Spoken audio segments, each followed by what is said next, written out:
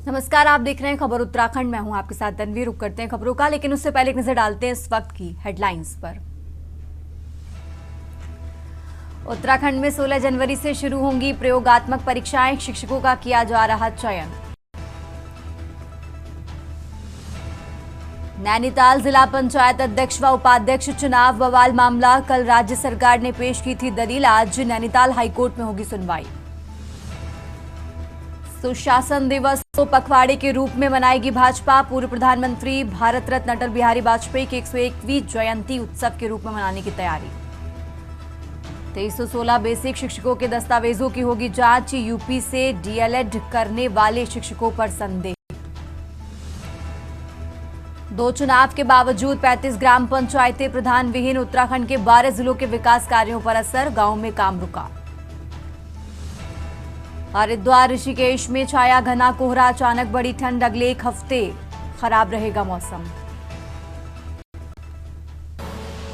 आप देख रहे हैं के न्यूज, खबरों का सारथी। और अब रुक करते हैं खबरों का, शुरुआत करते हैं देहरादून की खबर से, जहां शीतकालीन चारधाम यात्रा संचालित। श्रद्धालुओं की संख्या लगातार बढ़ रही है और इसी के साथ शीतकालीन यात्रा पर सीएम धामी का बयान सामने आया है। तो देहरादून से खबर आपको बता रहे हैं, जहां सीएम धामी ने कहा कि राज्य में पर्यटन पूरे साल जारी रखना है। पर्यटन से जुड़े लोगों को रोजगार मिलेगा, पर्यटन से जुड़े लोगों की आजीविका चलती रहे, इसी सोच के साथ यात्रा को बढ़ाया जा रहा है। तो देहरादून से ये बड़ी खबर आपको बता रहे हैं, जहां सीएम धामी का बयान सामने आया। उन्होंने कहा कि राज्य में पर्यटन पूरे साल जारी रखना है।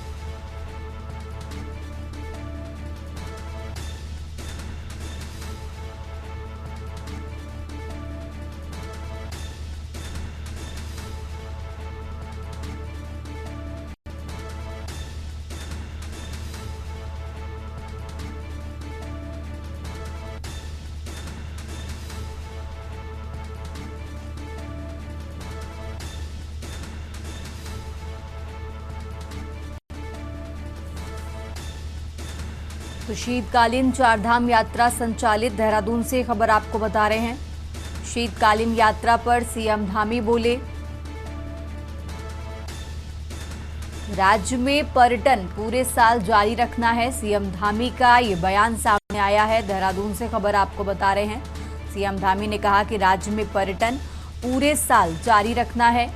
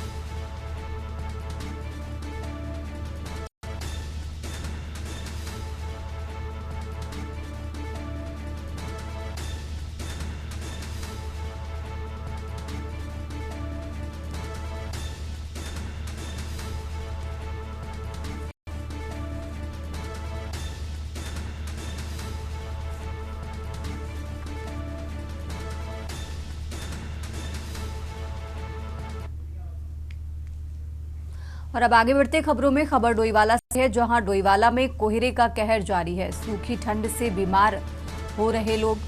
सूखने के कगार पर किसानों की फसल। कोहरे की चपेट में डोईवाला क्षेत्र है। डोईवाला से खबर आपको बता रहे हैं, जहां कोहरे का कहर जारी। सूखने के कगार पर किसानों की फसलें। कोहरे की चपेट में डोईवाला क्षेत्र।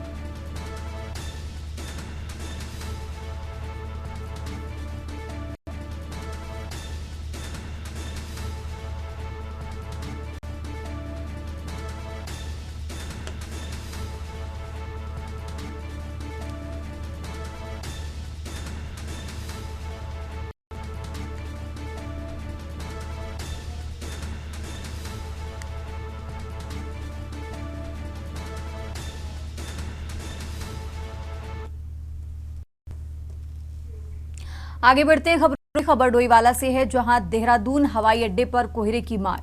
कोहरे में प्रभावित हो रही उड़ानें। डोईवाला से खबर आपको बता रहे हैं, जहां हवाई यात्रियों को परेशानी उठानी पड़ रही। देहरादून हवाई अड्डे पर कोहरे की मार। डोईवाला से खबर आपको बता रहे हैं, जहां हवाई यात्रियों को उठानी पड़ रही परेशानी। देहरादून हवाई अड्डे पर कोहरे की मार।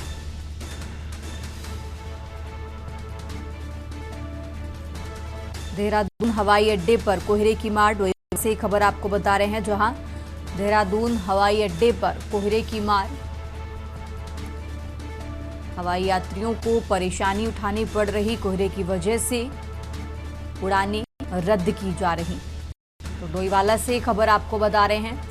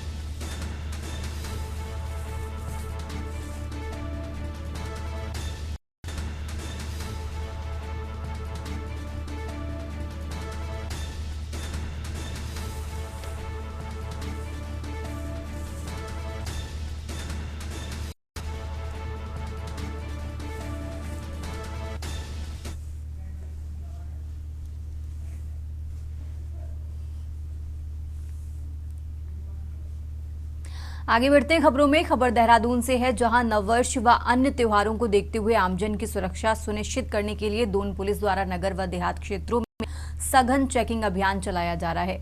अभियान में सभी क्षेत्रवासियों स्वयं मौके पर मौजूद रहकर चेकिंग की निगरानी कर रहे हैं। पुलिस की अलग अलग टीमें सीमावर्ती चेक पोस्टों, आंतरिक मार्गों, रेलवे स्टेशन, बस स्टेशनों, मॉल व भीड़भाड़ वाले स्थानों पर वाहनों और व्यक्तियों की जारी है। इस दौरान डॉग स्क्वाड और बम डिस्पोजल टीम की भी सहायता ली जा रही है और इस अभियान के दौरान पुलिस अभी तक लगभग 3,799 वाहनों की चेकिंग कर चुकी है तथा 4,981 व्यक्तियों से पूछताछ कर उनके सत्यापन की कार्रवाई भी की जा चुकी है।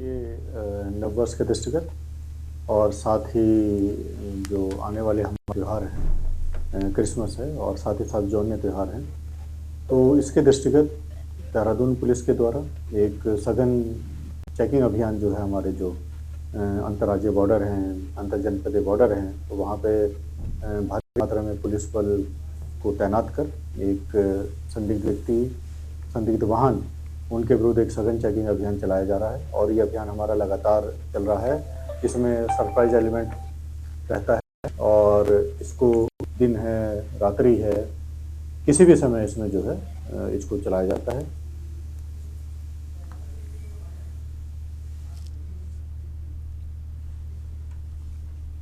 और अब खबर देहरादून से है, जहां नगर निगम द्वारा अब अतिक्रमण के खिलाफ अभियान चलाया जा रहा है। नगर निगम आयुक्त महोदया द्वारा दिए गए निर्देशों के अनुपालन में नगर निगम देहरादून के भूमि अनुभाग द्वारा अलग अलग टीमें गठित कर नगर निगम क्षेत्र में फुटपाथ पर रखे हुए अवैध बोर्ड, ठेली, होर्डिंग हटवाने की कार्रवाई की जा रही है। वहीं नगर आयुक्त नमामि बंसल ने बताया कि रेजिडेंशियल हो, बाजार हो या सभी जगहों पर किसी प्रकार का अतिक्रमण हो, उसको नगर निगम की टीम इस पर कार्रवाई करते रहे।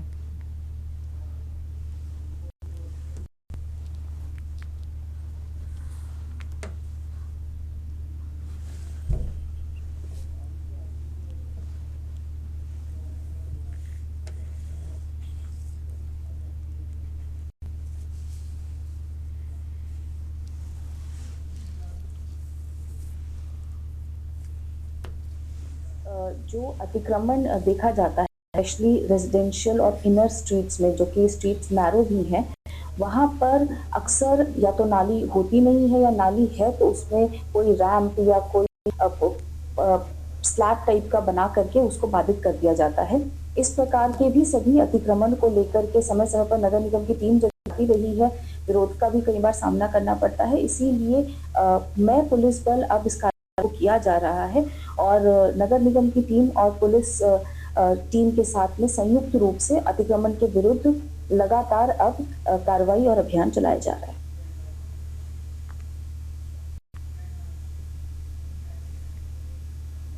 और अब आगे बढ़ते खबरों में, खबर देहरादून से है, जहां भारतीय मानक ब्यूरो देहरादून द्वारा एक होटल में मानक मंथन कार्यक्रम के अंतर्गत कॉर्पोरेट सामाजिक दायित्व पर आधारित भारतीय मानक को लेकर व्यापक विमर्श किया गया।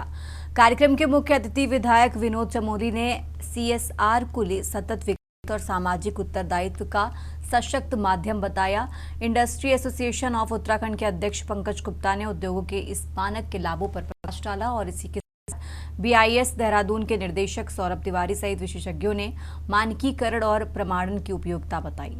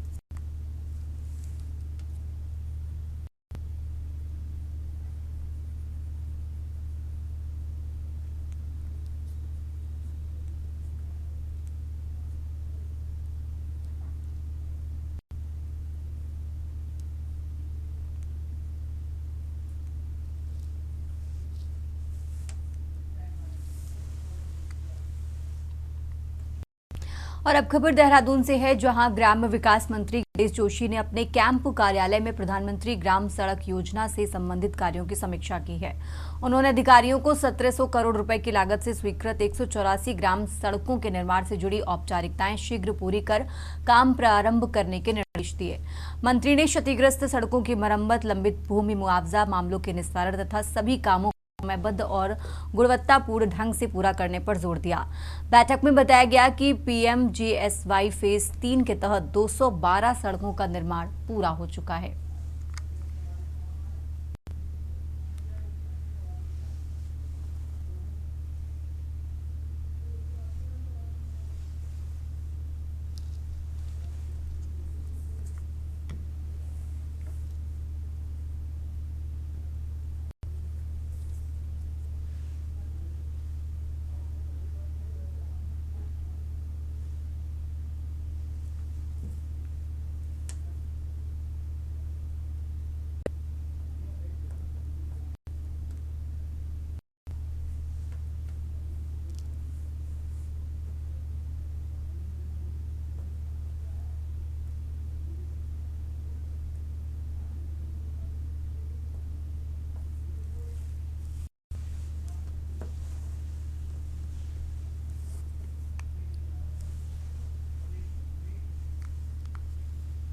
फिलहाल यहाँ रुकेंगे एक छोटे ब्रेक के लिए।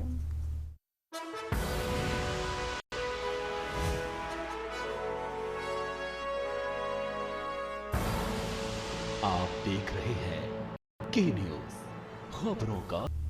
ब्रेक से वापस आ चुके हैं, रुक करते हैं खबरों का। खबर टिहरी गढ़वाल से है, जहां सांसद माला राज्य लक्ष्मी शाह ने घनसाली विधानसभा क्षेत्र के भिलंगना विकासखंड में केंद्रीय विद्यालय की स्थापना की मांग सरकार के सामने रखी है।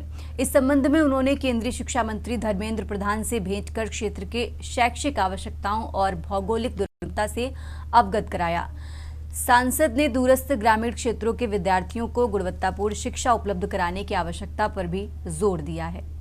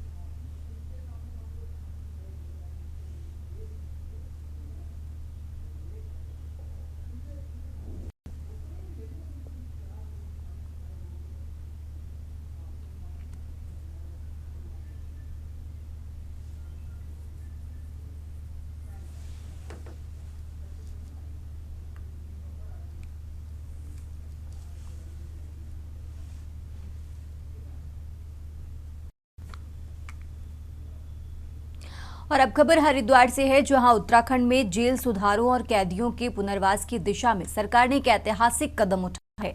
अब हरिद्वार जिला का कारागार में बंद कैदी भी जेल की चार दीवारी के भीतर रहते हुए उच्च शिक्षा प्राप्त कर सकेंगे। इस महत्वाकांक्षी पहल को धरातल पर उतारने के लिए उत्तराखंड मुक्त विश्वविद्यालय और हरिद्वार जिला कारागार प्रशासन के बीच एक समझौता ज्ञापन पर हस्ताक्षर किए गए हैं। इस पहल का मुख्य उद्देश्य कैदियों को शिक्षा के माध्यम से समाज की मुख्य धारा से जोड़ना और उनके भीतर सकारात्मक बदलाव लाना है। प्रदेश के उच्च शिक्षा मंत्री डॉक्टर धन सिंह रावत ने इस कदम की सराहना करते हुए इसे मानवीय और दूरदर्शी बताया है।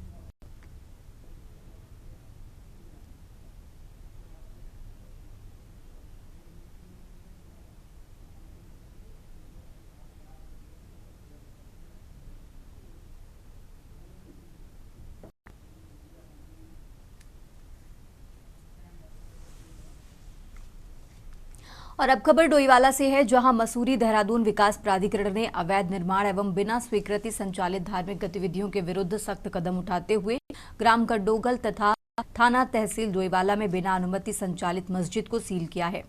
जांच में पाया गया कि पूर्व निर्मित आवासीय भवन के प्रथम व द्वितीय तल पर बिना वांछित स्वीकृति एवं वैधानिक अनुमति के मस्जिद का संचालन किया जा रहा था। संबंधित पक्ष को नोटिस जारी कर सुनवाई के पर्याप्त अवसर दिए गए। ये भी साफ हुआ कि थानों न्याय पंचायत क्षेत्र में कोई मदरसा परिषद में पंजीकृत या मान्यता प्राप्त नहीं है तथा संबंधित वक्फ अभिलेखों में भी दर्ज नहीं है। इसके बाद उत्तराखंड नगर का ग्राम नियोजन एवं विकास अधिनियम के तहत सीलिंग आदेश पारित कर पुलिस बल की मौजूदगी में कार्रवाई की।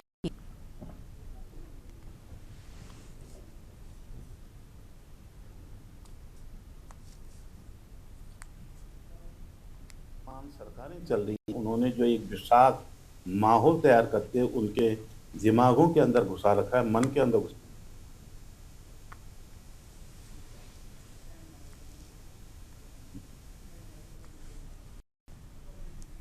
और अब खबर कोटद्वार से है, जहां वरिष्ठ कांग्रेसी नेता व पूर्व कैबिनेट मंत्री सुरेंद्र सिंह नेगी का कहना है कि मौजूदा सरकार ने प्रदेश में जिस प्रकार का माहौल खड़ा किया है उसको देखते हुए कांग्रेस को बहुत काम करने की जरूरत है।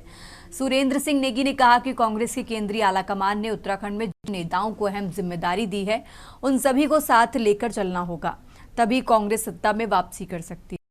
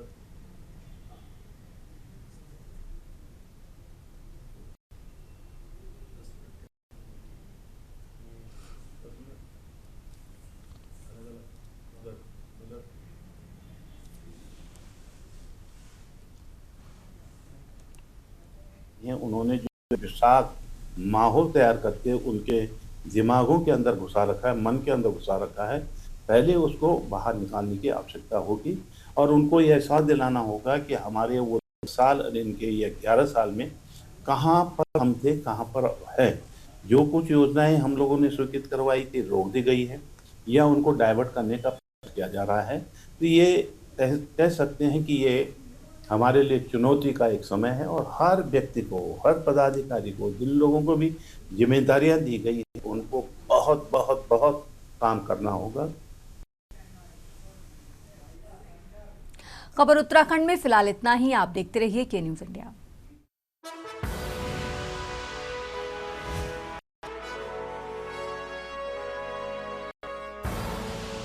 आप देख रहे की न्यूज खबरों